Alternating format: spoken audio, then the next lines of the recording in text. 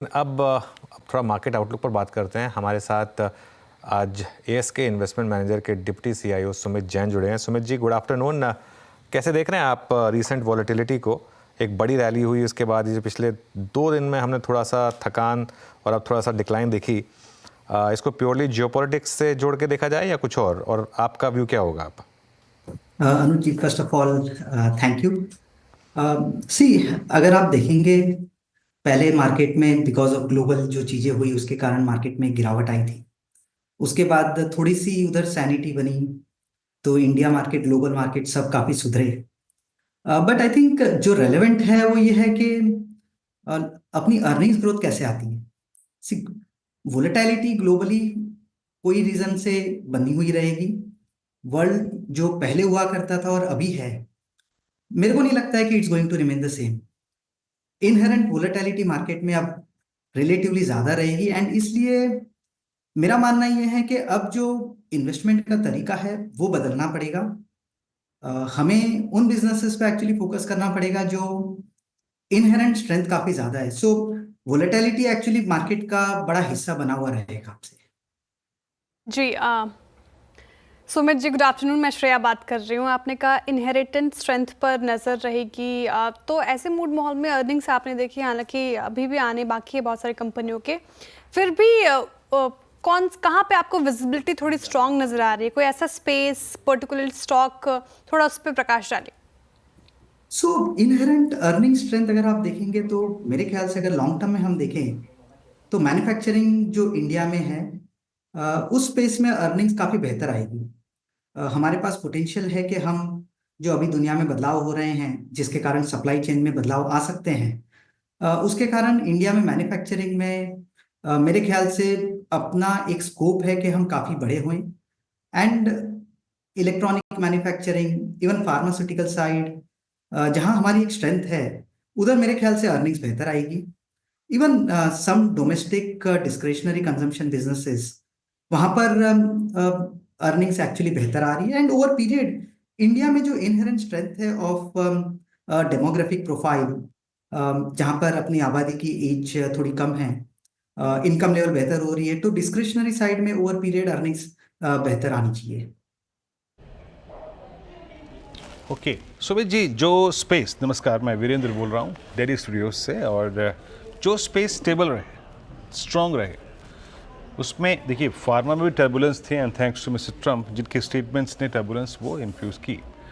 But health care space में अगर आप जाएं तो वहाँ पर हॉस्पिटल्स को देखिए आप, क्या स्ट्रेंथ रही और टर्बुलेंस नहीं थी। आई मीन प्राइस स्टेबल थे। ये मैं थोड़ा सा शुरुआत में ही इस स्पेस को आपके साथ डिस्कस करना चाहूँगा। यहाँ पे आपका व्यू क्या है इस वक्त, जहाँ स्टेबिलिटी रही है, प्राइस स्टेबिलिटी रही है? मेरे ख्याल से अगर आप पूरा हेल्थ केयर स्पेस देखें, हॉस्पिटल जिसका एक हिस्सा है, चाहे वो हॉस्पिटल्स हो, डायग्नोस्टिक्स हो, या मेडिकल कंज्यूमेबल्स हो, या US generic pharma, domestic branded generic space, ये सब में मेरे ख्याल से एक स्टेबिलिटी दिखाई देगी। हॉस्पिटल भी ग्रोथ रेट्स बेहतर आनी चाहिए। इनफैक्ट अगर आप देखेंगे बिजनेसेस जो हॉस्पिटल स्पेस में है इंडिया में, उनकी बैलेंस शीट भी पहले के मुकाबले काफी बेहतर है। इनहेरेंटली अगर आप देखोगे जो उनके रेवेन्यू पर बेड आ रहे थे, वो लंबे समय से रेवेन्यू पर बेड में ग्रोथ अच्छी आ रही है। एंड इन्फ्लेशन मेडिकल में हमेशा से काफी ज्यादा रहा है, जहां से इनहेरेंट प्रॉफिटेबिलिटी भी बढ़ी है, कैपिटल एफिशिएंसी इन बिजनेसेस की बढ़ी है। सो मेरे को लगता है ये सब बिजनेसेस लॉन्ग टर्म के लिए, जहां पर अनऑर्गेनाइज्ड काफी बड़े हैं, organised over period we will see कि जैसे जैसे इनकम लेवल्स भी बढ़ेंगे, people need better facilities. So ये सब जगह ना लॉन्ग पीरियड में तो अच्छे नंबर आएंगी, अभी शॉर्ट पीरियड में भी इधर पे number seems to be very decent. अच्छा सुमित जी, जरा 1 मिनट होल्ड करिए। एक थोड़ा ब्रेकिंग न्यूज़ एड्रेस कर लेते हैं, उसके बाद आपके पास आते हैं। मारुति के नंबर्स आए और स्टॉक डे लो पर। नंबर्स में क्लियरली मार्जिन में काफ़ी तगड़ा प्रेशर देखने को मिला, लेकिन इसके अलावा और क्या दिखते हैं, क्योंकि स्टॉक पहले से ही वीक था। सुदर्शन के पास चलते हैं, अब थोड़ी सी रिकवरी आ रही है। सुदर्शन, गुड आफ्टरनून, बताइए। Good afternoon. सो मारुति का अगर जो मार्जिन छोड़ दें तो ओवरऑल अर्निंग्स इन लाइन है। रेवेन्यू 6% बढ़ा, एक्सपेक्टेशन था कि 7% बढ़ेगा। प्रॉफिट भी ऑलमोस्ट 9% गिरा है, थोड़ा सा आपने जो एक्सपेक्टेशंस था उससे थोड़ा सा कम आया है। मार्जिन जो आया है वो 10.5%, एक्सपेक्टेशन था कि 12% आएगा। उसके क्या कारण है मार्जिन का? एक्सपेंसेस बढ़ा है, उसमें 3 मेजर जो एक्सपेंसेस हैं। पहला मटेरियल कॉस्ट, वो 6% सिक्वेंशली बढ़ा है और 1% वाई इंक्रीज हुआ है। दूसरा एम्प्लॉय एक्सपेंसेस, वो भी 15% वाई बढ़ा है और 2% सिक्वेंशली बढ़ा है। और अदर एक्सपेंसेस में 14% इंक्रीज देखने को मिला है ईयर ऑन ईयर और 13% सिक्वेंशली। और तो ये अगर सारे कॉस्ट को आप मिला देते हैं तो उसका इंपैक्ट मार्जिन पे आया 230 बेसिस पॉइंट्स, कंपनी ने अपने प्रेजेंटेशन में बताई है। लेकिन अगर जो इसी को बाइफरकेट करने की, मटेरियल कॉस्ट का इंपैक्ट क्या था मार्जिन पे, वो था 90 बेसिस पॉइंट्स। एम्प्लॉय कॉस्ट का एक्सपेंस क्या था, 30 बेसिस पॉइंट्स। एक चीज़ जो सब लोग बोल रहे हैं कि ये वन ऑफ हो सकता है, वो है अदर एक्सपेंसेस बोल रहे हैं कि वो 110 बेसिस पॉइंट जो इंपैक्ट किया मार्जिन पे। तो कंपनी ने अपने प्रेस रिलीज में ये बताया कि वो अदर एक्सपेंसेस क्या क्या हैं। तो पहला, उन्होंने न्यू प्लांट रिलेटेड एक्सपेंसेस को मेंशन किया अदर एक्सपेंसेस में। दूसरा, एड एक्सपेंस को भी उन्होंने अदर एक्सपेंसेस में मेंशन किया। और तीसरा, हायर मैन्युफैक्चरिंग ओवरहेड्स। ये सब सारे उन्होंने अदर एक्सपेंसेस, और अदर एक्सपेंसेस का इंपैक्ट था 110 बेसिस पॉइंट। लेकिन अगर जो पॉजिटिव की बात करें तो रियलाइजेशन बढ़ा है। क्यों बढ़ा है? आपको भी याद होगा कि सिर्फ Q4 में कंपनी ने 2 बार प्राइस हाइक लिया था और उसके बाद Q4 के बाद उन्होंने 1 बार प्राइस हाइक अनाउंस किया। लेकिन अगर जो वो 2 प्राइस हाइक को फैक्टर इन करें, उसके कारण आपको रियलाइजेशन में इंप्रूवमेंट देखने को मिला है। रियलाइजेशन 7% ईयर ऑन ईयर बढ़ा है और 3% सिक्वेंशली बढ़ा है। लेकिन आगे जब हम मैनेजमेंट से बात करें तो उसमें क्या सुनने को हम एक्सपेक्ट कर रहे हैं।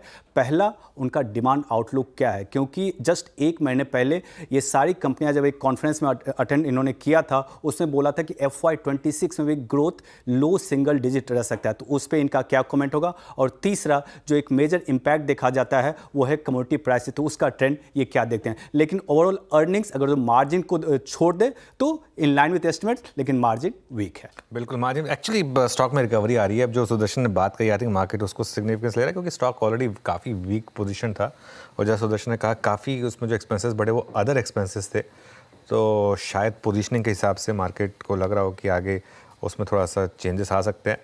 सुदर्शन, शुक्रिया। सुमित जी, ऑटोज़ पर आपका क्या व्यू होगा, और ख़ास तौर से जो पैसेंजर व्हीकल स्पेस है जहां हमने काफ़ी वॉलेटिलिटी देखी है, इवन जो स्ट्रॉन्गेस्ट स्टॉक्स हैं जैसे कि महिंद्रा, वहाँ भी थोड़ी सी प्रॉफिट बुकिंग आई, यहाँ पर अब आपका क्या व्यू होगा? पैसेंजर व्हीकल स्पेस में अगर आप देखेंगे तो थोड़े समय से volume growth has been a challenge.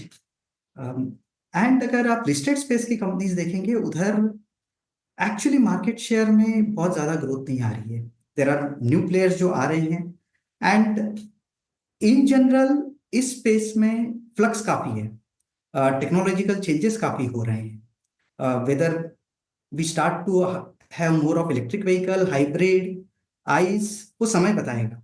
सो मेरे ख्याल से इस स्पेस में थोड़ी वोलेटिलिटी कंटिन्यू रहेगी, मार्जिन पे प्रेशर बना हुआ रहेगा। एंड हमारे हिसाब से मोर देन पैसेंजर व्हीकल जो अपॉर्चुनिटी है वो है इंडियन टू व्हीलर स्पेस में, क्योंकि अगर आप टू व्हीलर स्पेस देखेंगे उधर बहुत सारी इंडियन कंपनीज ग्लोबली भी काफी अच्छा काम कर रही है।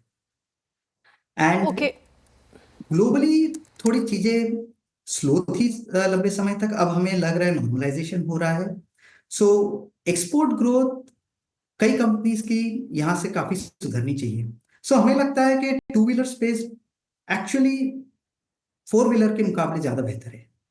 ठीक है, 4 व्हीलर के मुकाबले 2 व्हीलर स्पेस पे रुझान आपका ज़्यादा है। लेकिन समझ रहे IT सेक्टर को देखें आप, जिस तरीके से पूरे बाजार में बिकवाली आज, लेकिन IT सेक्टर डट के खड़ा यहाँ पे इन ग्रीन ट्रेड करता हुआ नजर आएगा लगभग 1% की तेज़ी के साथ। रिजल्ट्स इस स्पेस में आप देखें काफ़ी मिक्स थे। आउटलुक क्या है IT सेक्टर को लेकर, इस पे आपका टेक? सी आप टू व्हीलर आप IT स्पेस देखेंगे तो उसमें इन जनरल हमारी overall dollar growth has not been great and ये सब ग्लोबल ग्रोथ पे काफी डिपेंडेंट है एंड उधर वोलेटिलिटी कम नहीं हो रही है। एंड सो इसलिए ये इंपॉर्टेंट है कि आप किस तरह की IT कंपनी खरीद रहे हैं, जो एक डिफरेंशिएटेड कंपनी है या एक run of the mill generic company है। हमें लगता है कि run of the mill generic company में लंबे समय तक ग्रोथ बेहतर नहीं आएगी, डॉलर ग्रोथ सिंगल डिजिट में ही बनी हुई रहेगी and single digit dollar growth में मार्जिन्स इंप्रूव करना तो बहुत मुश्किल है, सस्टेन कर लिए तो भी ठीक है। इसलिए हमारे हिसाब से you have to buy a company जो काफी डिफरेंशिएटेड है rather than a generic name, and बहुत सारी Indian IT companies are more generic rather than a differentiated rather than a differentiation one. अच्छा सुमित जी, एग्जैक्टली ये जो मार्जिन्स की बात आपने कही, that same principle I mean applies to FMCG as well ना। कल आप देखिए एक्चुअल ने यही कहा, कितने प्रेशर पॉइंट्स हैं आपकी इनपुट कॉस्ट ऊपर है, आप वॉल्यूम्स जनरेट करने के लिए और सेल्स बढ़ाने के लिए आप एडवर्टीजमेंट एंड डिस्ट्रीब्यूशन और सेलिंग एक्सपेंसेस बढ़ रहे हैं आपके। अगर एक दो क्वार्टर्स मार्जिन्स और ऐसे चैलेंजिंग फेज में रहे तो आप आईटी ये एफएमसीजी पर क्या व्यू बनाएंगे इस वक्त? सी एफएमसीजी में भी वही प्रॉब्लम है जो आईटी में है। बहुत फास्ट ग्रोथ आ नहीं सकती है इन जनरल अपनी इंडियन स्टेपल्स कंपनीज। वहां पर अगर हाई सिंगल डिजिट या लो डबल डिजिट ग्रोथ आ गई तो इट वुड सीम के उन्होंने अच्छा काम किया है। मार्जिन्स अभी तक वो बचा पाए थे क्योंकि उन्होंने एड स्पेंड कम किया था। ये लंबे समय तक नहीं चल सकता है, आफ्टर अ पॉइंट उनको एड स्पेंड में भी स्पेंड बढ़ाना पड़ेगा। सो नेट नेट अगर आप देखेंगे तो बहुत सारी Indian stable companies double digit growth in profit भी लंबे समय तक लाना at the current juncture seems difficult. इसलिए हमारे ख्याल से स्टेपल्स में बड़ी प्रॉफिट ग्रोथ, आईटी में बड़ी profit growth in generic IT names में थोड़ा सा मुश्किल ही रहेगा। ओके, मीनवाइल चोला के नंबर्स अच्छे खासे लग रहे हैं क्योंकि नंबर्स सब पैरामीटर पे मुझे ठीक ठाक लग रहे हैं। आगे खैर देखते हैं अभी किस तरीके से स्टॉक रिएक्ट करेगा। लेकिन बैंक्स और एनबीएफसीज यहाँ पर क्या व्यू होगा? इन्होंने काफ़ी हद तक लीड किया है मार्केट को सुमित जी, और अब आरबीआई का स्टांस भी अकोमोडेटिव है, रेट कट्स भी आ रहे हैं, मॉनसून भी एक्सपेक्टेड है कि अबव नॉर्मल होगा। ऐसे में क्या बैंक्स और एनबीएफसीज एफआईआईज की बाइंग भी लौटी है? क्या ये एक स्पेस हो सकती है बाय करने के लिए? ये स्पेस में आपको काफी सिलेक्टिव रहना पड़ेगा। इस स्पेस में आपको उन बिजनेसेस पे एक्चुअली फोकस करना पड़ेगा जहां पर आरओई बेहतर है, उनको अपने कस्टमर की समझ बेहतर है, ability to control gross NPA बेहतर है और ग्रोथ भी काफी अच्छी है। सो ये सब अगर आप देखेंगे तो मैक्सिमम टाइम आपको काफी एनबीएफसीज में दिखाई देते हैं जहां पर उनका टेक्नोलॉजिकल डिप्लॉयमेंट काफी बेहतर है, अंडरस्टैंडिंग ऑफ कस्टमर बेहतर है, ग्रोथ बेहतर है, आरओई बेटर है। और इवन अभी जो इंटरेस्ट रेट्स गिर रहे हैं या एक्सपेक्टेशन है गिरने की, काफी जगह निम्स में बहुत सारे एनबीएफसीज को भी फायदा होगा। सो हमें लगता है दिस इज द स्पेस जहां पर अच्छा नाम जहां पर अच्छी ग्रोथ है, actually are good long term investments. Sumit ji, जब से आपसे बातचीत हो रही थी तो आपने कहा कंजप्शन स्पेस पसंद है आपको, कोई प्रिफर्ड स्टॉक्स उस स्पेस से? स्टॉक्स में जाने के बदले मैं ये कहूँगा कि डिस्क्रिशनरी कंजम्पशन जहाँ पर पेनेट्रेशन लेड ग्रोथ काफ़ी है, इवन जहाँ पर हमारा कंजम्पशन पैटर्न जिस तरफ जा रहा है उस तरफ वाले बिजनेसेस में लॉन्जिविटी ऑफ ग्रोथ बेहतर आएगी। एंड जहाँ लॉन्जिविटी ऑफ ग्रोथ बेहतर है वहाँ पर प्रॉफिट पूल इंडस्ट्री का बढ़ता है, एंड जहाँ प्रॉफिट पूल इंडस्ट्री का बढ़ता है वहाँ पर लॉन्ग पीरियड कंपाउंडिंग भी बेहतर होती है। So हमारा focus actually is more on many of those discretionary consumption name as compared to pure staples. अच्छा ये बताइए, आपका ये जो नॉन लैंडिंग फाइनेंशियल स्पेस में जिसमें एक्सचेंजेस आते हैं, जिसमें डिपॉजिटरीज आते हैं और ब्रोकिंग कंपनी आती हैं, अब आपने रिजल्ट्स देखे ही सर कि क्योंकि वो वीकली एक्सपायरी चली गई तो डेंट तो पड़ ही रहा है। अब आप इस स्पेस को थोड़ा सा बाइसेक्ट करना चाहेंगे क्या? Will you stay with only exchanges, या फिर आप ब्रोकिंग हाउसेस को पिक करना चाहेंगे, या फिर आप डिपॉजिटरीज या फिर डिस्ट्रीब्यूटर्स को पिक करना चाहेंगे? आपकी चॉइस क्या होगी इस पूरे के पूरे स्पेस में, स्पेशली इन नंबर्स के बाद? ये स्पेस बड़ी होगी ओवर पीरियड, सर्टनली बड़ी होगी, बट इस स्पेस में हमारा फोकस उन बिजनेसेस पे रहेगा जहां प्रॉफिट पूल उन्हीं कंपनीज के बीच में रहेगा। कॉम्पिटिटिव इंटेंसिटी बहुत बड़ी आएगी नहीं। If you look at pure broking space over period competitive intensity काफी बढ़ेगी, बट जैसे एक्सचेंजेस या फिर डिपॉजिटरीज, उधर relative competitive intensity over long period बढ़ने की गुंजाइश थोड़ी कम है। सो फोकस हमारा उधर है जहां पर प्रॉफिट पूल उन्हीं लिमिटेड कंपनीज के बीच में शेयर होगा, एज कंपेयर टू एरिया जहां पर प्रॉफिट पूल कई ज्यादा कंपनीज के बीच में आएगा। सो आई वुड थिंक हम ऐसे डाइसेक्ट करना चाहेंगे rather than looking at this as one single space. Okay, Sumit ji बहुत बहुत शुक्रिया हमारे साथ जुड़ने के लिए, तमाम सवालों के इतनी अच्छी तरीके से जवाब देने के लिए बहुत शुक्रिया सर आपके Thank you. समय के लिए। अब क्लोजिंग की तरफ